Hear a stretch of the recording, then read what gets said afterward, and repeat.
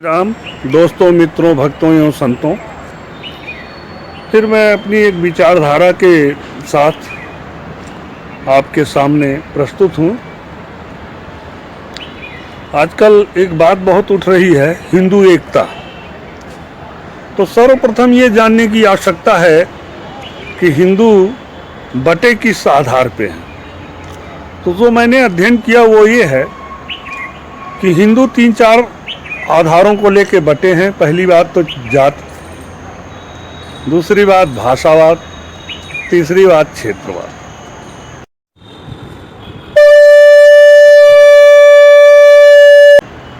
अपने देश में हिंदू अपने को इन 3 आधारों पे बांटे हुए हैं। जाति आप जानते ही हैं, ब्राह्मण, क्षत्रिय, वैश्य और निम्न वर्ण। और भाषा, उत्तर भारत के हिंदू अपने को हिंदी भाषी समझते हैं और दक्षिण भारत वाले अपने को अलग, वो हिंदी से अपने को अलग रखते हैं। क्षेत्रवाद, कोई अपने को उत्तर भारत का समझता है तो कोई अपने को दक्षिण, कोई पश्चिम, कोई पूरब। तो इस आधार पे हिंदू बटे हुए हैं। तो जब तक आप अपने को इस आधार से ऊपर नहीं ले जाओगे तब तक आप में एकता आना बहुत ही नामुमकिन है। You can not be united. If you want to unite,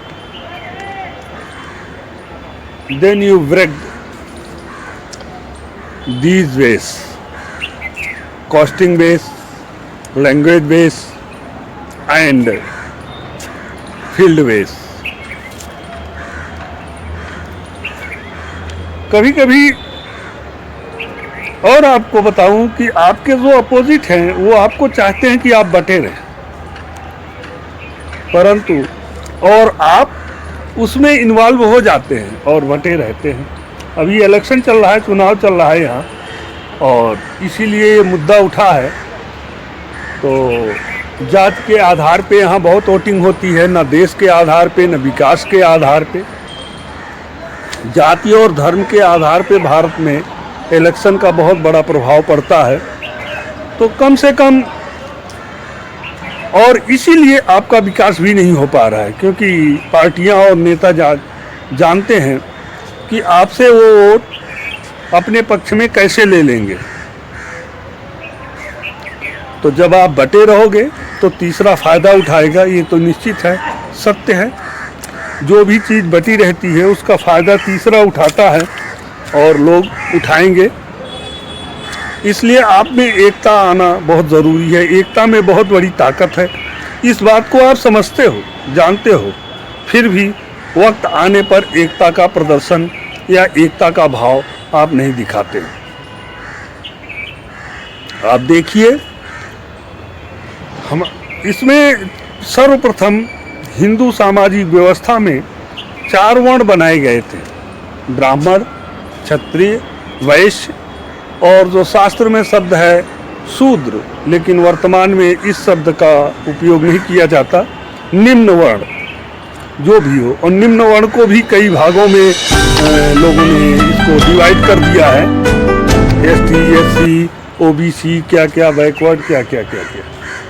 तो इस तरह से आपको कभी भी एक होने की पॉलिसी नहीं बनाई गई, बल्कि आपको बांटने की ही पॉलिसी बनाई गई। तो एक चीज़ हमने ये देखा है कि जहां हम अपने को निम्न वर्ण कहते हैं, बैकवर्ड कहते हैं, वहां हम मनोवैज्ञानिक रूप से मान लेते हैं कि एक फॉरवर्ड से हम पीछे हैं।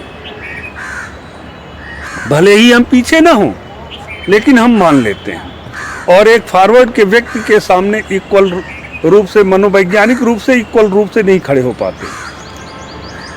तो क्योंकि मनोवैज्ञानिक रूप से मान लेते हैं, तो इसलिए आज आवश्यकता है कि आप अपने को कास्टिंग की भावना से ऊपर ले जाइए। जब तक आप अपने को कास्टिंग की भावना से ऊपर नहीं ले जाएंगे, तब तक आप में ये भावना बनी रहेगी कि हम फला से श्रेष्ठ हैं, हम फला से छोटे हैं, ऑटोमेटिक आप मानते हैं कि हम फला से छोटे हैं।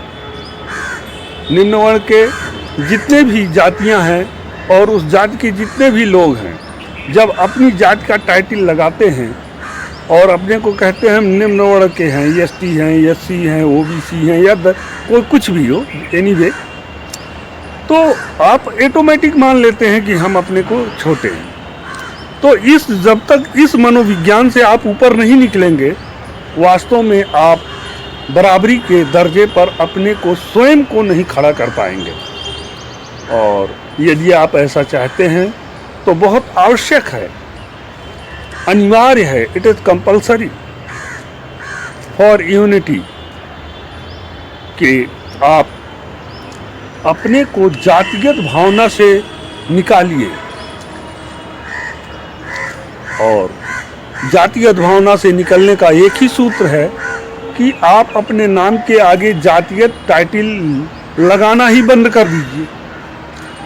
कुछ लोग जैसे सिंह यादव, ये दो दो टाइटल लगा रहे हैं, या ऐसा आवश्यकता क्या है? यू आर ह्यूमन, आप मनुष्य हो। एवरी ह्यूमन और इक्वल, आप इक्वल हो। लेकिन कॉस्टिंग भावना के आधार पे हजारों वर्ष से चली आ रही सामाजिक परंपरा के मनोविज्ञान के आधार पे स्वयं को छोटा, स्वयं को बड़ा आप सिद्ध कर देते हैं। तो और फिर कहते हैं हमें बराबरी का दर्जा चाहिए। आप अपने ही मनोवैज्ञानिक रूप से अपने को छोटा सिद्ध कर रहे हो। तो बराबरी का दर्जा है।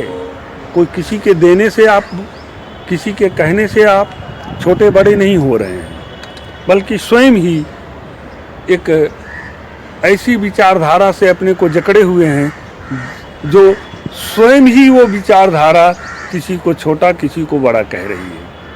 तो इससे ऊपर उठने के लिए आप जातिगत विचारधारा से अलग हो जाइए। गवर्नमेंट द्वारा दिए गए थोड़े से रिजर्वेशन, लल्लन, ये टॉफी के चक्कर में मत पड़िए। भावनात्मक रूप से जब आप ऊपर उठ जाओगे तो फिर आपको किसी रिजर्वेशन की आवश्यकता नहीं है। यू आर सेल्फ सक्सेसफुल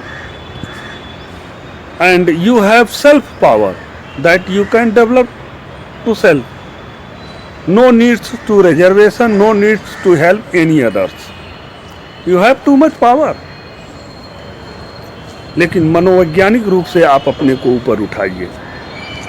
तो आज मैं ये कहना चाहता था, आप लोग जातिगत भावना से ऊपर उठिए और इससे ऊपर उठने के लिए एक ही रास्ता है। आज से आप अपनी जातिगत टाइटल लगाना बंद कर दीजिए।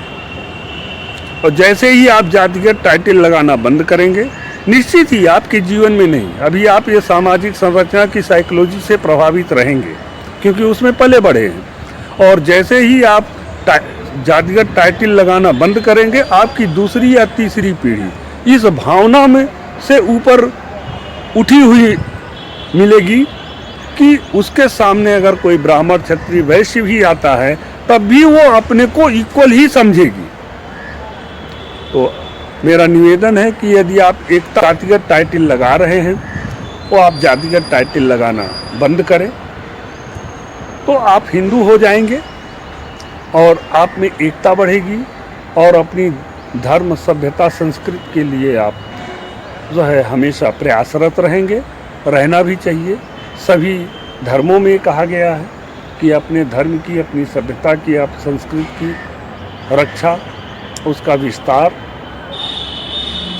विवेक के आधार पे करें, प्रचार प्रसार जो, और लोगों को एक अच्छा जीवन जीने का रास्ता बताएं। ये सभी धर्मों में कहा गया है, आपके यहाँ भी कहा गया है, हिंदू में भी कहा गया है, मुस्लिम में भी कहा गया है, ईसाई में भी कहा गया, सिखों, और सभी कर रहे हैं।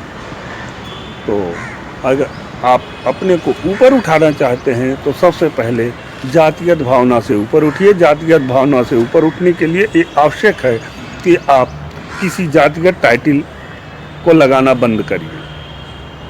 और परमात्मा ने आपको मानव बनाया है।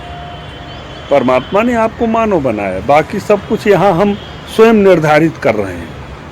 तो हम समझते हैं कि ये एक अच्छा कदम होगा यदि आप ऐसा करते हैं तो फिर मिलेंगे अगले वीडियो में। तब तक के लिए जय श्री राम। खाते